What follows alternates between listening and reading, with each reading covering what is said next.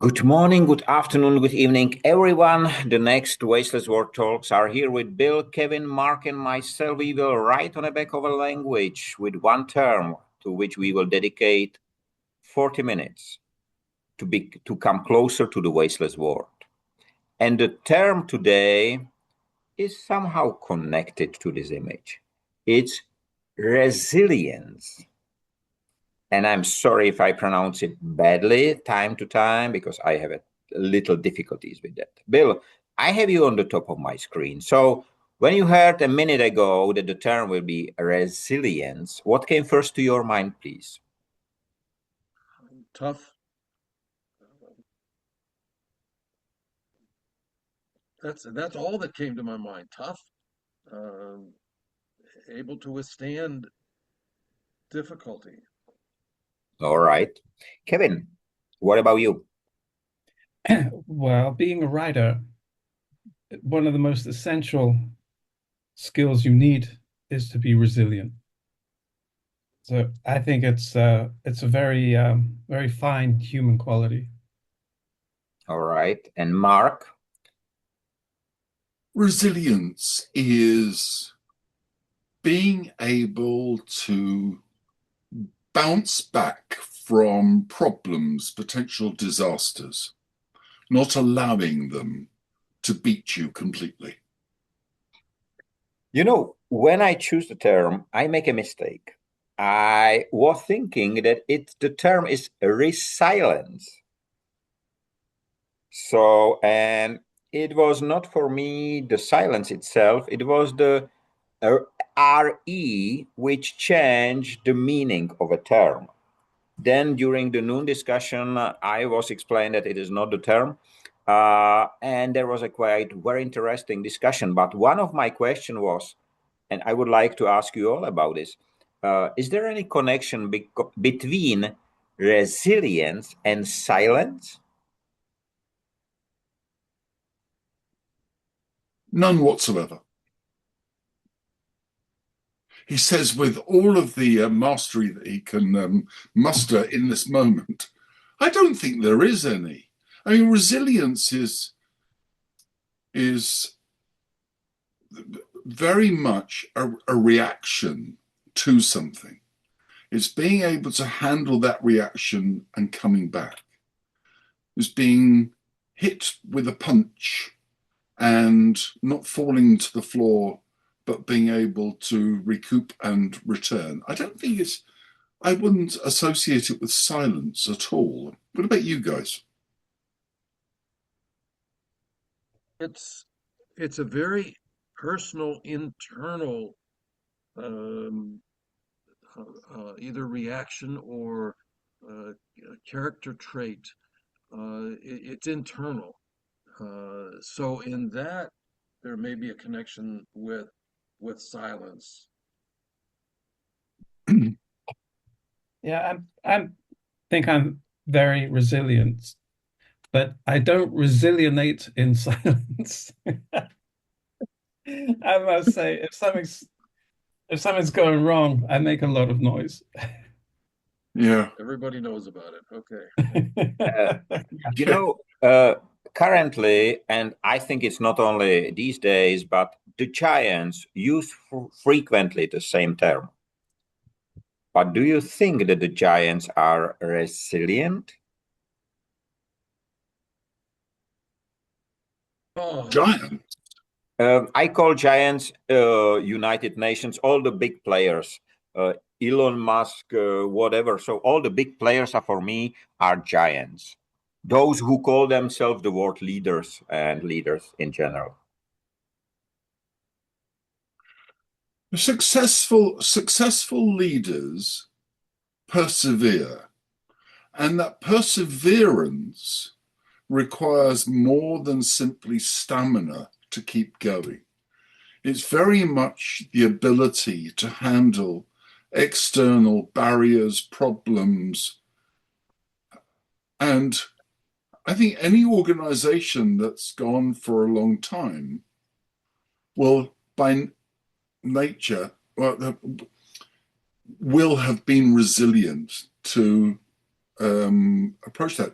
what's interesting is that when you see a lack of resilience, that something is too rigid.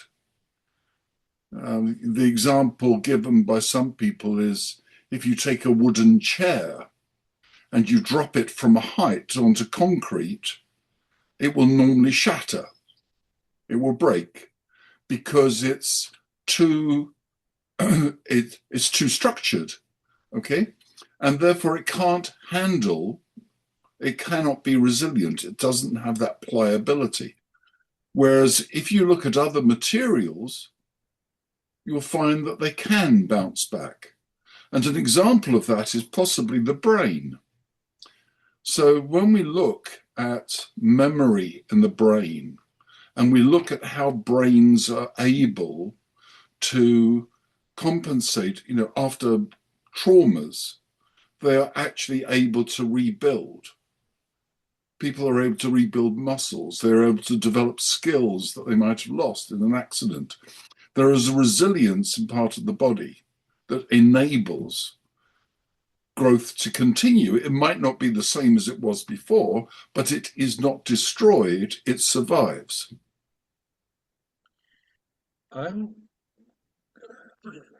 You'll forgive me, Mark. I look at it a little bit differently. I would be hard pressed to call the Giants resilient. And I would not use the word successful in talking about them. And why do I say that? Because I think that too many of the Giants have gotten to that stage or that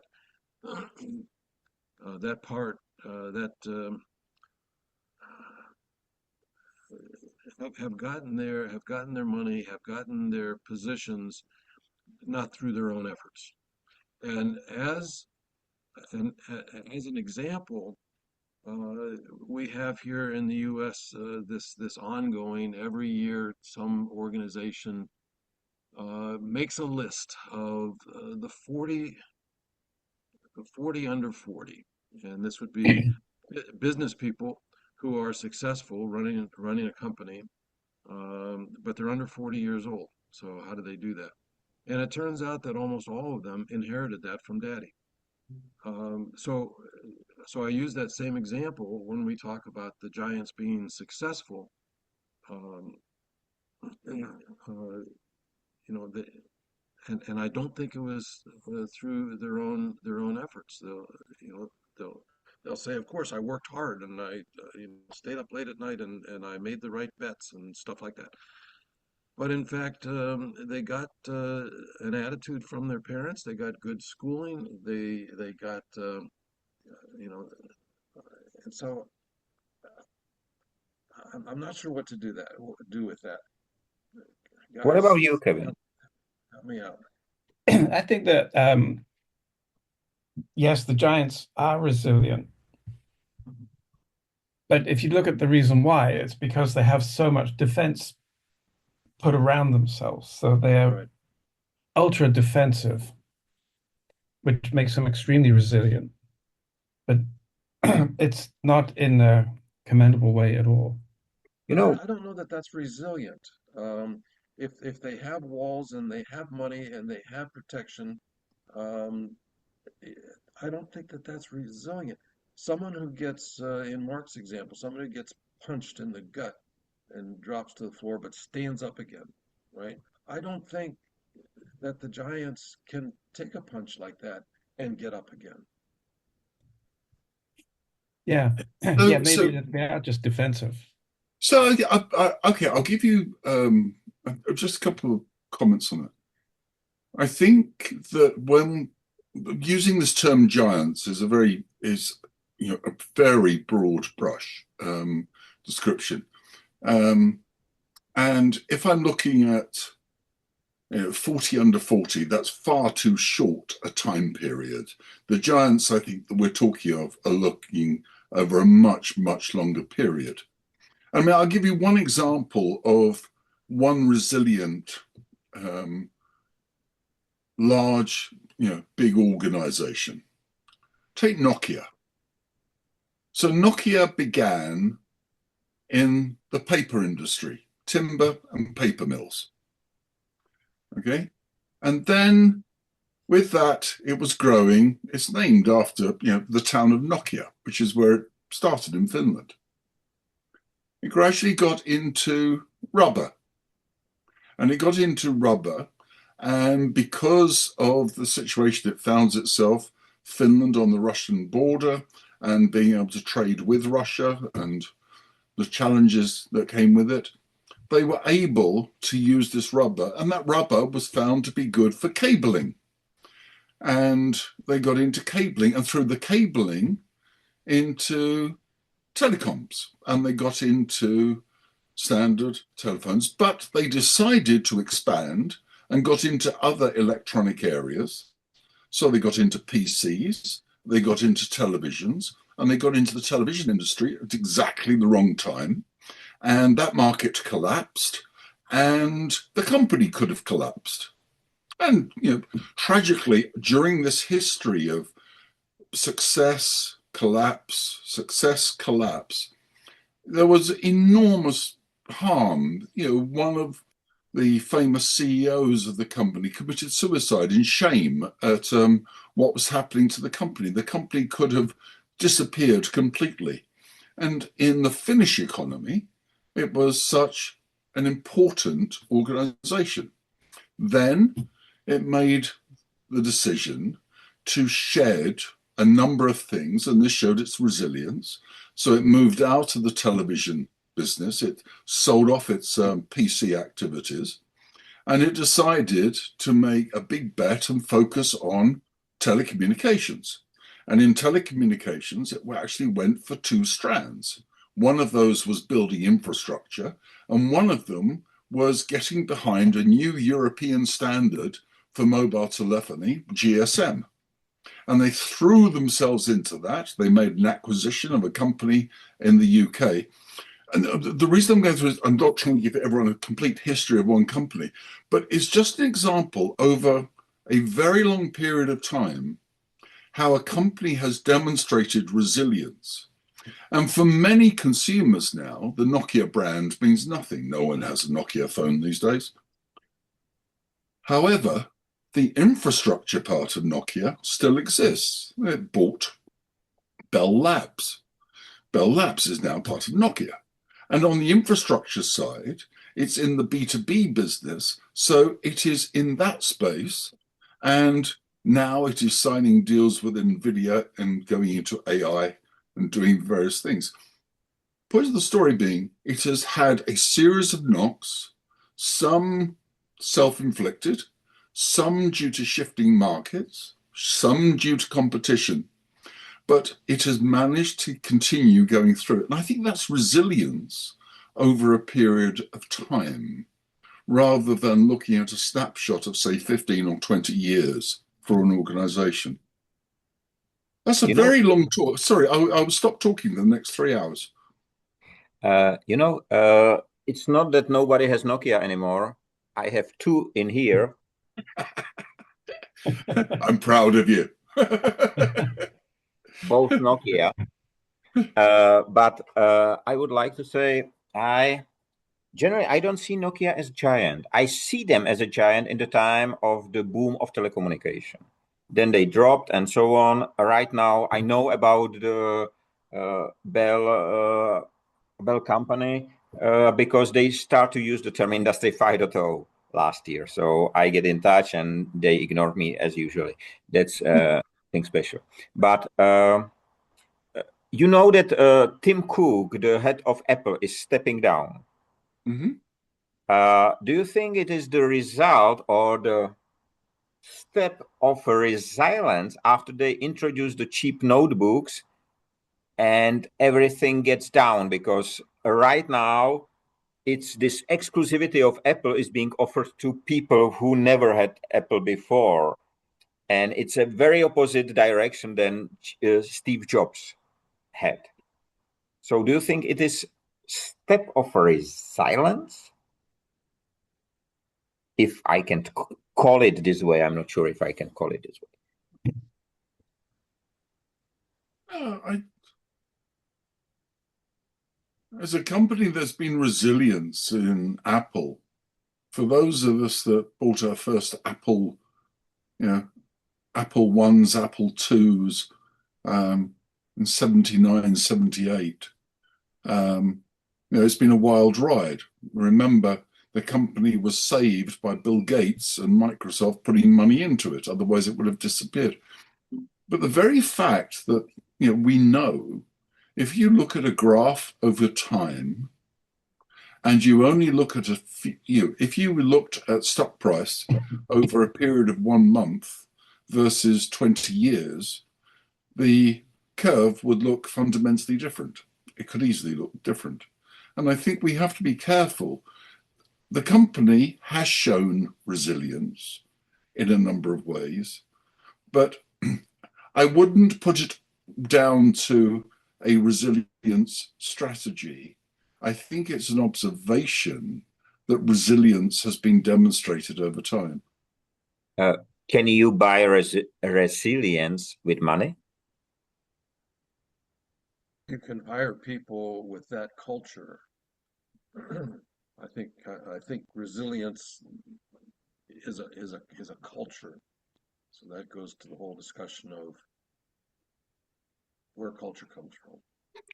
Yeah, you can go and buy an elastic band. What is the opposite of resilience? Rigidity. Rigidity. Yeah, fragility. And fragility, yes. But I think with Apple it's not so much that they're resilient, it is that they make fantastic products. And when they stop making fantastic products, then they won't be resilient at all.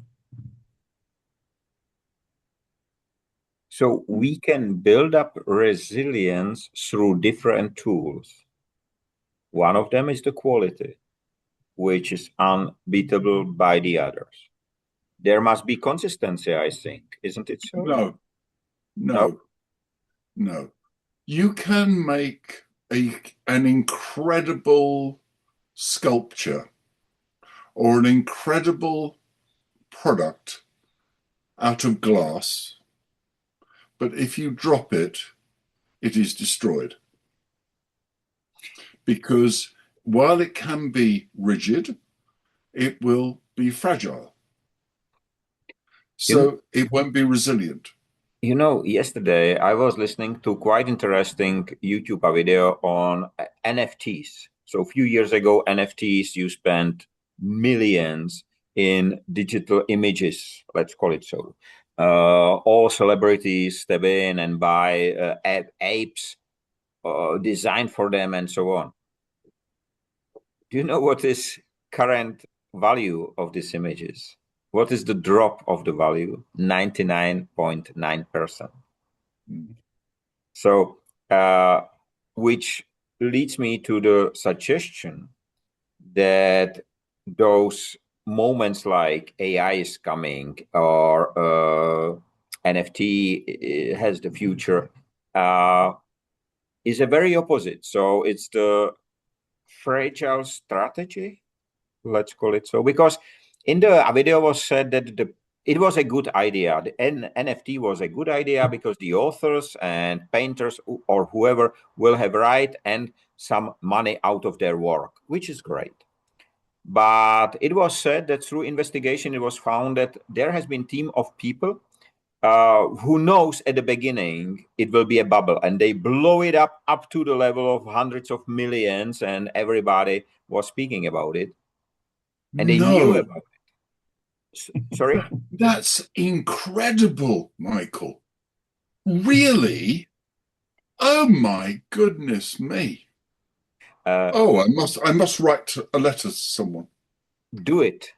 And please tell me, Mark, do you think that the royal family is a giant? They're not very tall.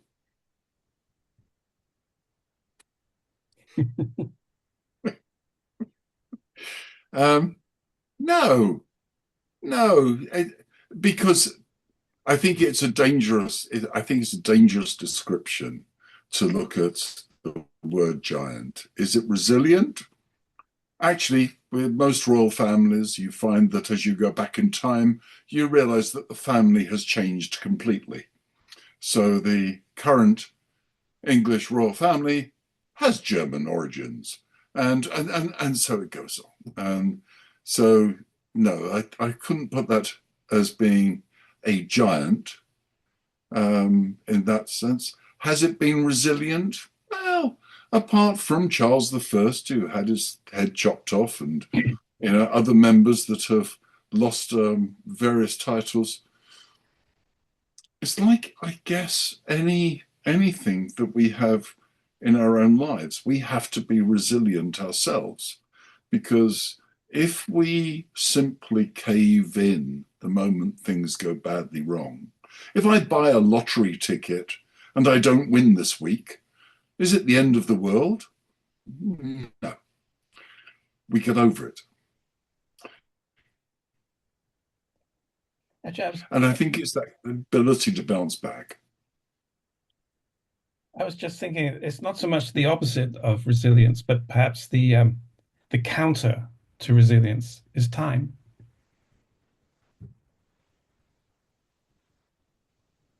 This is why I was ask thinking about the royal family, because it's a long history of royals in general. Yeah, I was thinking more in terms of if you look at the planet, I mean, huge mountain ranges get reduced to dust over time. Nothing lasts.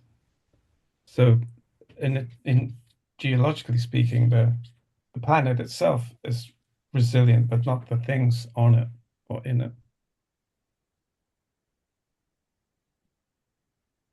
Can we go, It's amazing how many things. Sorry, Bill. Mark? Is the royal family resilient, or is the royal family giants? Those are not mutually exclusive. But what have they done to stay there? What have they done to make the world better? What have they done to deserve the title? They were born to it. What what's resilient about that? I think. And please, I please, think please the. excuse. I have no right to talk about this, but No, no, no, no. I'm trying to see a definition of resilient, and how can that be from a giant who was born into it? The only way I can describe it is it's like saying, is a snake resilience because it sheds its skin?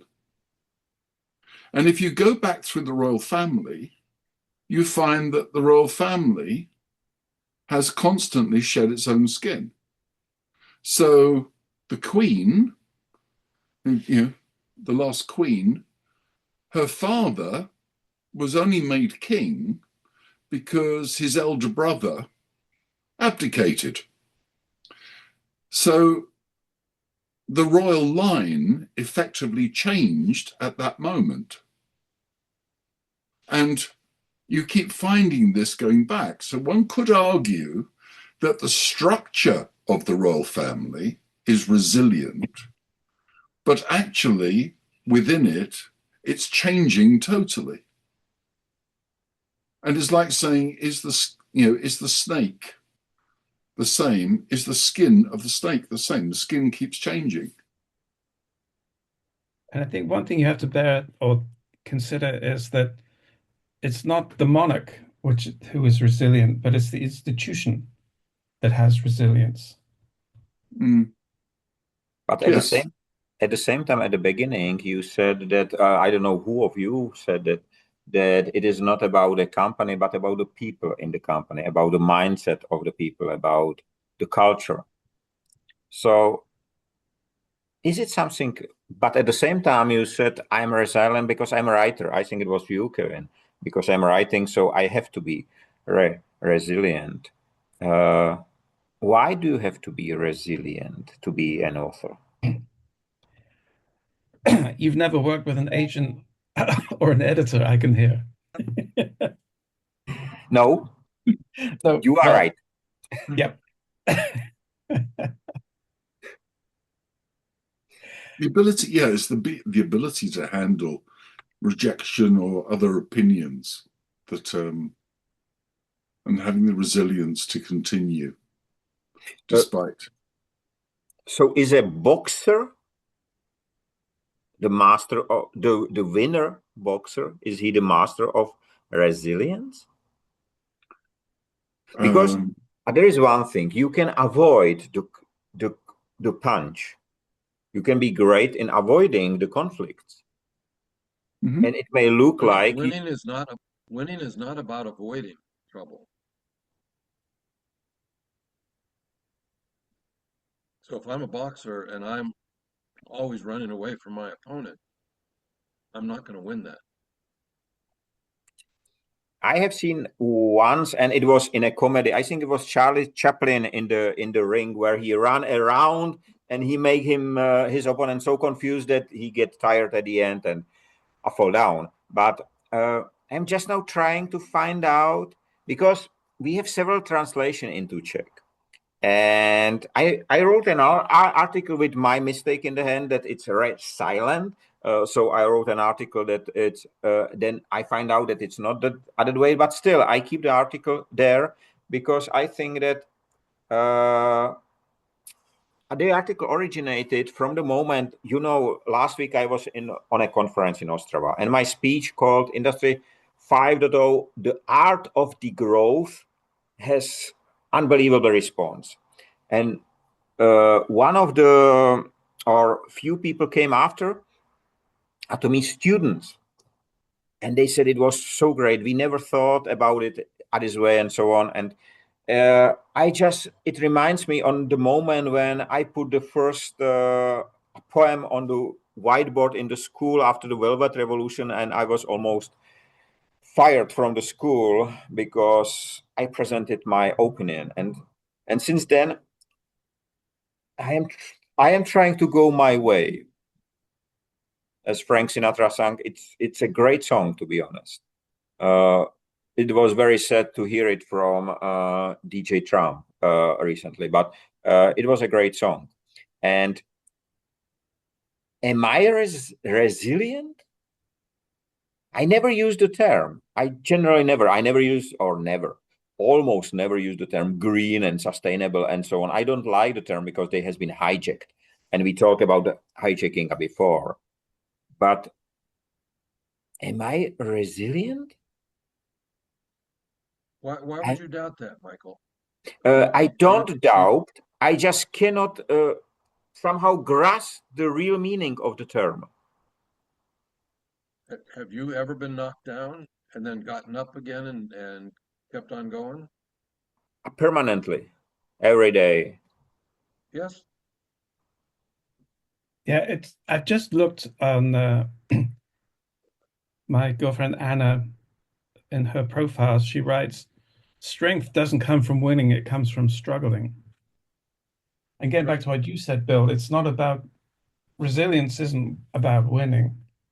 Resilience is about struggling and continuing. Surviving.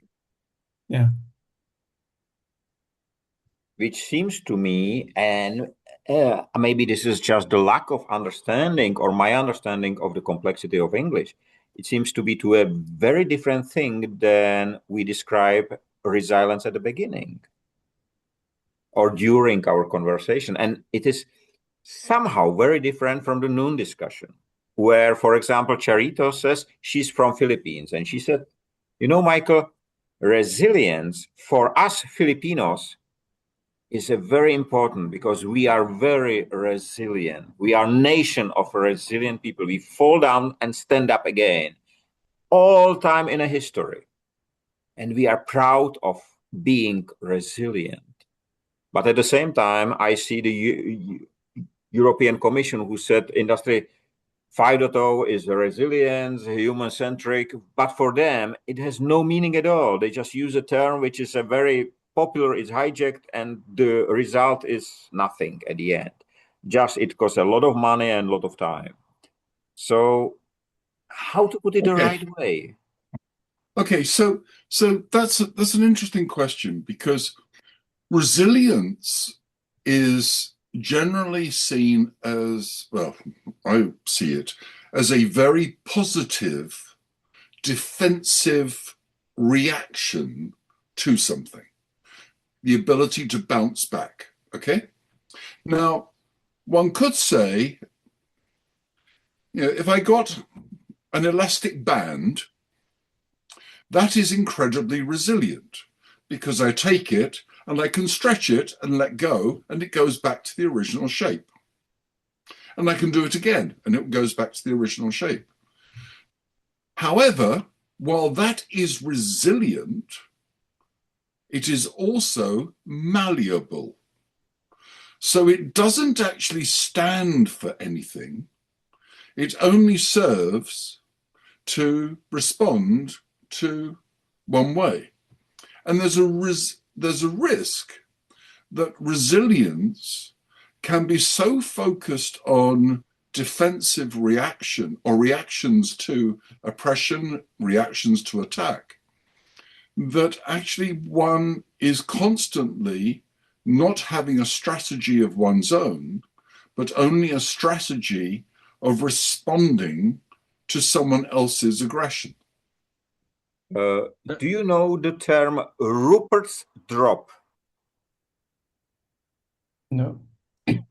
Please, I will write it after in the chat. Rupert's Drop, it's a piece of glass. It's like really a drop.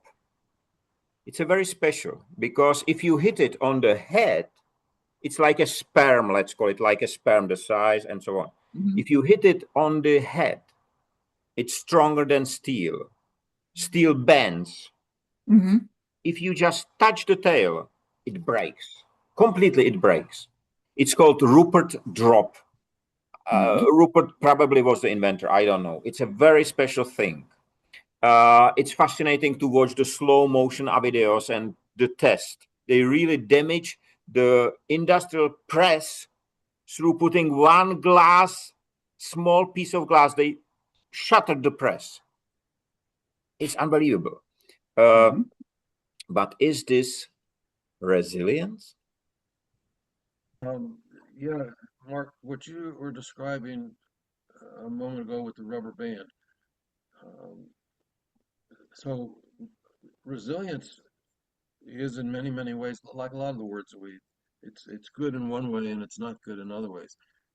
If I am knocked down and I get up again, and I'm knocked down again, and I get up again, and if I don't learn from getting knocked down so many times, then what good is resilience?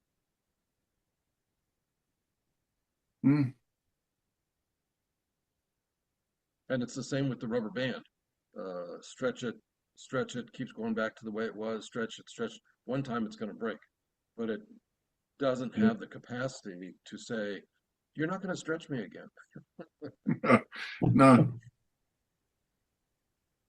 And that I think is, so on the positive aspects of resilience, the ability to withstand, whether it's a natural disaster, whether it's a typhoon, an earthquake, a volcano, whatever, the resilience of plants, trees, the resilience of nature, of land, is amazing and quite absolutely extraordinary.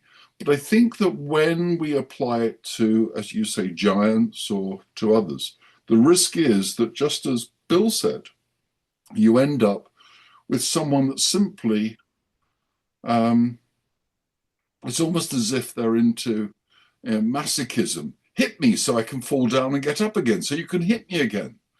Hit me again. I mean, what is the point of such resilience? There is no point. Your explanation reminds me, for 45 years ago, I started with martial arts. I'm doing it in some way. And the biggest win for me is that I never need it. Every single time through the martial art, I was able to avoid the need to punch someone. And I was on trainings and so on. I'm not a theoretical guy, so I really try hard, and we have hard trainings, including various weapons and so on. So, but I see the biggest advantage for me and the biggest achievement, not advantage, achievement, that I never need to use this. And I think this, for me, is resilience. Not that I let someone punch me, that I can, through my skills, avoid the fight to begin. I can prevent, and here we are with the waste prevention, I can prevent the war to begin by simply choosing the way. The rubber band cannot choose whether it will be stretched or whatever will be done with it. But we as humans can do it. And the question, we have 3 minutes left. The question is, for example, can or is AI resilient? No. Next question. All right. Do you know that the robot, humanoid robot, won a half marathon in China? Beat humans. You know, and Actually, I say, so what? yeah, So what? exactly that. A motorcycle can go faster than I can run. So what? No. Bill, I don't believe it for one moment. I think that resilience is it's a prerequisite for every species on the planet. If they're not resilient, they don't survive. There's plenty that aren't or weren't, and then they've disappeared. And then the resilience comes from a lot of different tactics. It's not one kind of resilience, but the end result, whatever survival tactic they have, is resilience, and that's enables species to survive. Generally, taking what you just said, we are building tech, so we are reducing our human ability to resilience